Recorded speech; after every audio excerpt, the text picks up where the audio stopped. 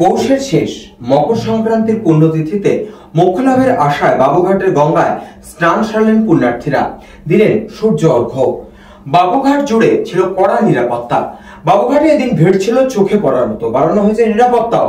ভোরের আলো ফোটার অনেক আগে থেকেই সেটিতে অপেক্ষা করছিলেন বহু মানুষ।